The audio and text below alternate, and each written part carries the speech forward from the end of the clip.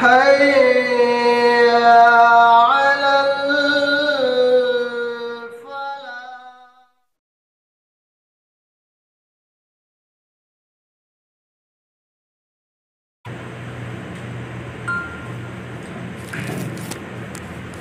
بسم الله الرحمن الرحيم والصلاة والسلام على رسوله الكريم وبعد. أعوذ بالله من الشيطان اللعين الرجيم من همزه ونفثه ونفخه. بسم الله الرحمن الرحيم.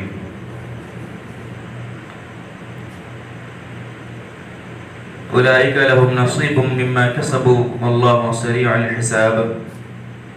واذكروا الله في أيام معدودات فمن تعجل في يومين فلا إثم عليه ومن تأخر فلا إثم عليه لمن اتقى واتقوا الله واعلموا أنكم إليه تحشرون. ومن الناس من يعجبك قوله في الحياة الدنيا ويشهد الله على ما في قلبه وهو ألد الخصام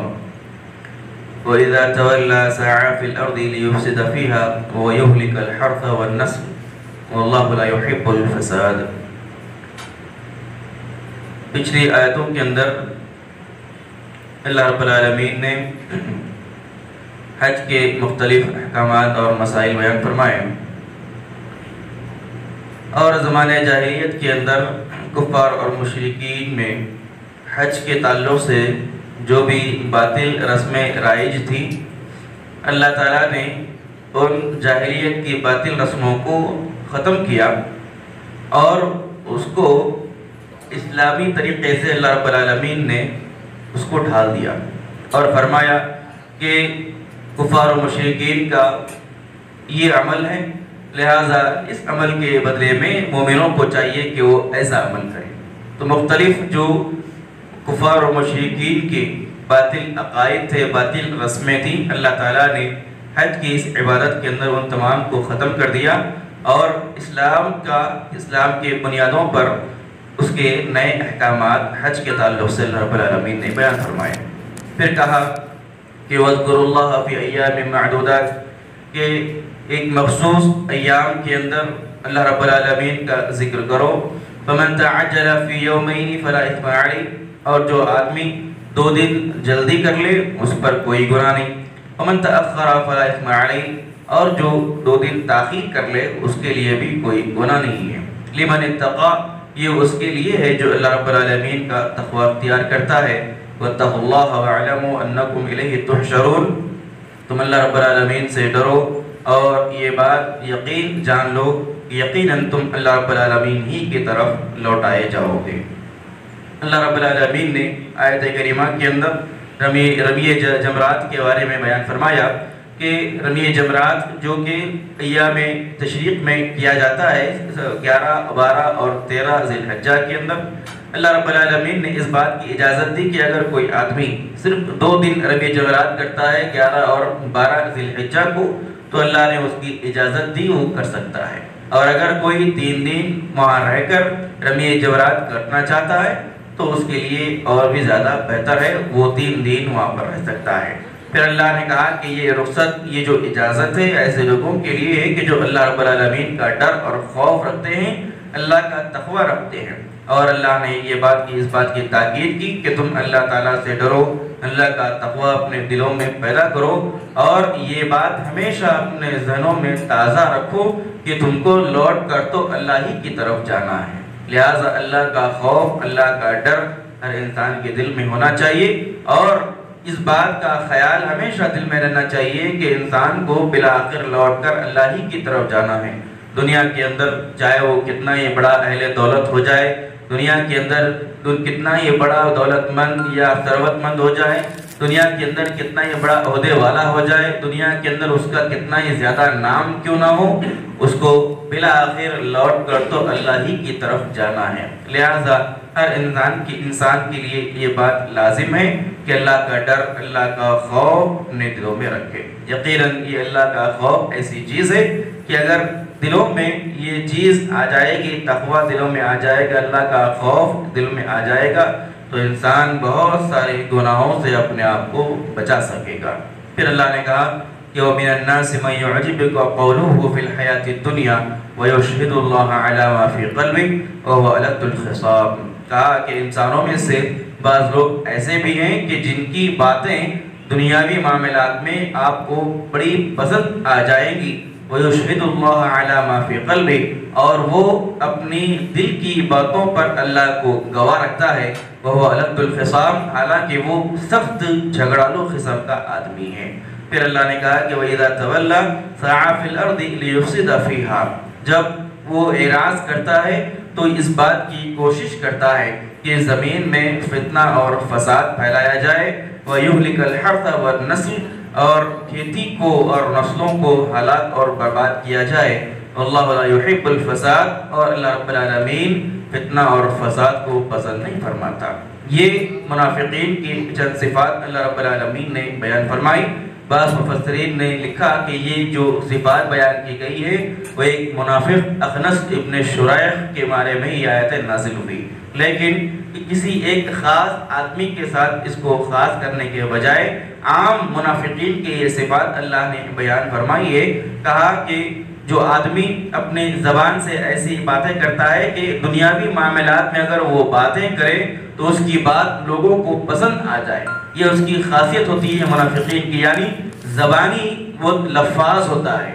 دنیاوی معاملات میں جب وہ بات کرتا ہے تو لوگوں کو گھمانا اور پھرانا اس کی فطرت میں ہوتا ہے، تو یہ منافقین کی صفت ہے۔ وَيُشْهِدُ اللَّهَ عَلَى مَا فِي قَلْبِهِ، اللہ نے کہا کہ اپنے دل کی باتوں کو اللہ کو گواہ رکھتا ہے، حالانکہ وہ سخت قسم کا جھگڑالو ہے۔ اس سے بات بھی معلوم ہوئی کہ منافقین کی صفات کے اندر، منافقین کی عادتوں کے اندر یہ بات بھی شامل ہے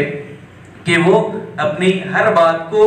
اللہ پر چھوڑ دیتا ہے، یعنی صرف اس کی زبان پر اللہ ہوتا ہے، اللہ کی قسم، اللہ میں ایسا نہیں کر سکتا، میری اس بات پر اللہ گواہ ہے، بار بار اس کی زبان سے ایسے ہی نکلے گا، میں ہرگز ایسا نہیں کر سکتا، اللہ دیکھنے والا ہے، اللہ کی طرف لوٹ کے جانا ہے۔ اللہ نے کہا کہ یہ سب منافقین کی صفات ہیں، ان کے دلوں کے اندر چور ہوتا ہے، ان کے دلوں کے اندر بغض اور کینہ ہوتا ہے، لیکن ان کی زبان ایسے چرب زبانی سے چلتی ہے کہ لوگ ان کی باتوں کے اندر، ان کے بہکاوے کے اندر آ جاتے ہیں، اور کہا کہ وہ الد الخصام، وہ سخت قسم کا جھگڑالو ہے۔ معلوم ہوا کہ بات بات پر لڑنا جھگڑنا اور بات بات پر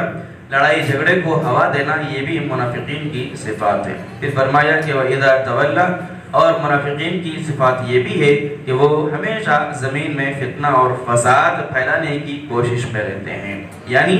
اگر کوئی آدمی اللہ کے احکامات کے بجائے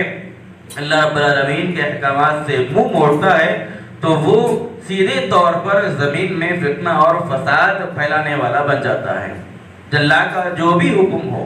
چاہے بڑی نافرمانی ہو چاہے چھوٹی نافرمانی ہو، شرک سے لے کر بدعت و خرافات سے لے کر دوسری اخلاقی برائیوں سے لے کر معاشرتی جتنے بھی خرابیاں اور برائیاں ہیں، اگر آدمی اس کا مرتکب ہوتا ہے تو اس کے ذریعے زمین میں معاشرے میں فتنہ اور فساد ہی پھیلتا ہے۔ پر اللہ نے کہا کہ اللہ رب العالمین فساد کو پسند نہیں فرماتا، دنیا کے اندر زمین کے اوپر فتنہ اور فساد کو اللہ رب العالمین پسند نہیں فرماتا۔ لہٰذا وہ لوگ جو اس بات کی طاق میں رہتے ہیں کہ کسی بھی امن پسند جگہ پر، کسی بھی اچھی بھلی جگہ پر اپنی باتوں کے ذریعے، اپنی حرکتوں کے ذریعے ہمیشہ اس بات کی طاق میں رہتے ہیں کہ کس طرح فتنہ پھیلایا جائے، کس طرح لوگوں میں پھوٹ ڈالی جائے، کس طرح لوگوں کے اندر نفرتیں پیدا کی جائے، کس طرح لوگوں کے اندر تفرقہ پیدا کیا جائے، کس طرح فساد پھیلایا جائے، کس طرح لوگوں کو لڑایا جائے، کس طرح اچھے خاصے ماحول کو خراب کیا جائے۔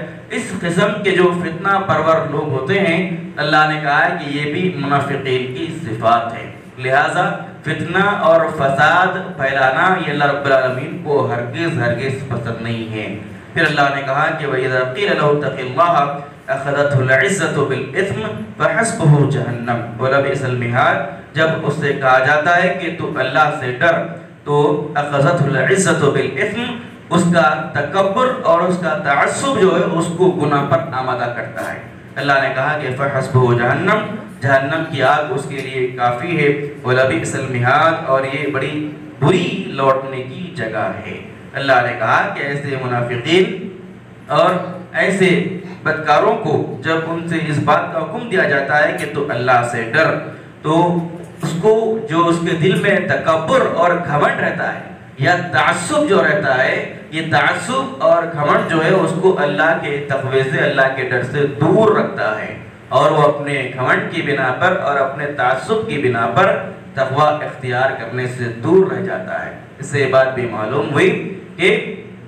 تعصب جو ہے، دل کا تعصب، اور دل میں اندر اگر تکبر اور گھمنڈ ہے تو یہ دو ایسی بیماریاں ہیں کہ جو انسان کو حق بات کو قبول کرنے سے روکتی ہے۔ انسان حق بات کو قبول نہیں کر سکتا،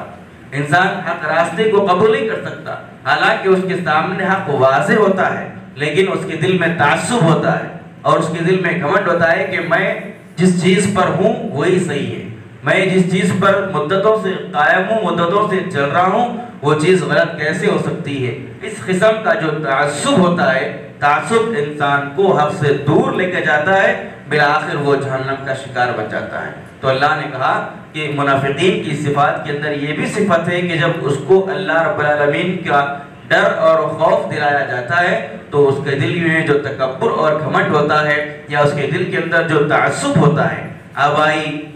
و اجداد کے مسلک کا تعصب، آبا اور اجداد کے دین کا تعصب، آبا اور اجداد کی مختلف رسموں و رواجوں کا تعصب جو ہوتا ہے انسانوں کے دلوں کے اندر بیٹھ جاتا ہے، وہ تعصب انسان کو اللہ رب العالمین کا تقوی اختیار کرنے کی اجازت نہیں دیتا۔ لہٰذا حق کے معاملے میں دلوں کا تعصب مٹا دینا، دور کرنا، یہ انسان کی کامیابی کے لیے بے حد لازم اور ضروری ہے۔ دین کے معاملے میں، شریعت کے معاملے میں یہ بات کبھی بھی اپنے دلوں کے اندر نہ بیٹھائے کہ میں تو سالوں سے یہ کام کر رہا ہوں، یہ کام غلط نہیں ہو سکتا،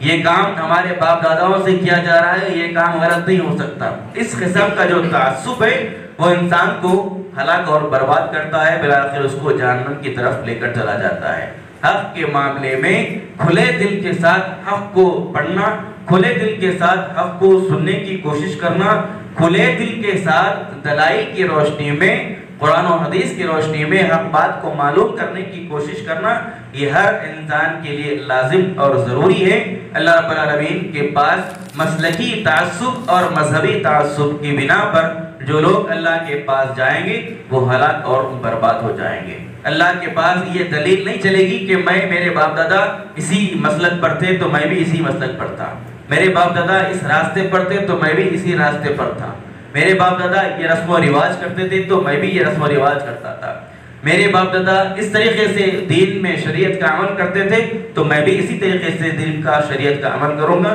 یہ جو دلیلیں ہیں اللہ کے پاس چلنے والی نہیں ہیں۔ اللہ کے پاس حق بات کی دلیلیں، واضح جو روشن دلیلیں اللہ نے قرآن و حدیث کے اندر نازل فرمائی، یہی دلیلیں اللہ کے پاس انسان کو کامیابی دلا سکتی ہے۔ لہٰذا اللہ نے کہا کہ یہ منافقین کی صفات ہے کہ جن کے دل کے اندر نفاق پایا جاتا ہے، کفر پایا جاتا ہے، یہ اس کی صفات ہے۔ پھر اللہ نے کہا کہ وَمِنَ النَّاسِ مَن يَشْرِي نَفْسَهُ ابْتِغَاءَ مَرْضَاتِ اللَّهِ، بعض لوگ ایسے بھی ہیں کہ جو اپنے آپ کو اللہ رب العالمین کی رضا کے لیے بیچ دیتے ہیں۔ وَاللَّهُ رَءُوفٌ بِالْعِبَادِ، اور اللہ رب العالمین بندوں پر بڑا ہی رحم کرنے والا ہے۔ یہ آیت کریمہ جو ہے حضرت مصعب بن عمیر رضی اللہ عنہ کے بارے میں نازل ہوئی۔ بعض مفسرین نے لکھا کہ جب حضرت مصعب مکے سے ہجرت کرنے کے لیے نکلے تو کفار و مشرکین حضرت مصعب کو انہوں نے آ کر گھیر لیا اور یہ کہا کہ مصعب، یہ جو مال اور یہ دولت تم یہاں سے لے کر جا رہے ہو، یہ مال تم نے مکے میں رہ کر کمایا ہے، لہٰذا اب اگر مکہ چھوڑ کر جانا ہے تو یہ مال و اسباب یہیں پر تم کو چھوڑ کر جانا ہوگا، یہاں سے کوئی چیز تم لے جا نہیں سکتے۔ حضرت مصعب نے اپنے زندگی کے سارے سرمایوں کو وہیں کفار و مشرکین کے قدموں میں ڈال دیا اور اکیلے تنے تنہا چلتے ہوئے مدینہ اللہ کے نبی صلی اللہ علیہ وسلم کی طرف ہجرت کر کے آ گئے۔ اللہ کے نبی صلی اللہ علیہ وسلم کو جب معلوم ہوا تو اللہ کے رسول صلی اللہ علیہ وسلم نے حضرت مصعب سے کہا کہ مصعب، تم نے بڑی بہترین تجارت کی، تم نے بڑی نفع بخش تجارت کی، یعنی دنیا کی خاطر، دنیا کے مال اور اسباب کو جو تم نے آخرت کی خاطر چھوڑ دیا، قربان کر دیا، اور اللہ کو راضی کرنے کے لیے اللہ کے نبی صلی اللہ علیہ وسلم کی طرف جو تم نے ہجرت کی تنے تنہا، یہ جو تمہارا کاروبار، یہ جو تمہارا بزنس اور یہ جو تمہارا معاملہ ہوا، یہ سودا تمہارے لیے زندگی کا سب سے بہترین اور سب سے نفع بخش سودا ہے۔ تو یہ مومنین کی صفات ہے، یہ مومنین کا زندگی کا معاملہ ہے کہ وہ اللہ رب العالمین کو راضی کرنے کے لیے اپنی زندگی کا سرمایہ، اپنی زندگی کا اسباب، اپنی زندگی کی تمام چیزیں قربان کر سکتا ہے اللہ کے راستے میں، اللہ کو راضی اور خوش کرنے کے لیے۔ لہٰذا ایک مثال کافر اور منافق کی ہے اور ایک مثال مومن کی ہے جو سچا پکا ایمان والا ہے۔ ایمان والوں کو چاہیے کہ وہ منافقین کی صفات کو دیکھیں اور اس سے اپنے آپ کو بچانے کی فکر کریں، اور مومنین کی صفات کو دیکھیں اور ان صفات کو اپنی زندگیوں میں نافذ کرنے کی کوشش کریں۔ اللہ رب العالمین سے دعا ہے رب العالمین ہم تمام کو قرآن مجید کی ان آیات کو پڑھنے، سیکھنے، سمجھنے، اس پر عمل کی توفیق عطا فرمائے۔ آمین۔ سبحانک اللہم و بحمدک، اشہد ان لا الہ الا انت، استغفرک و اتوب الیک۔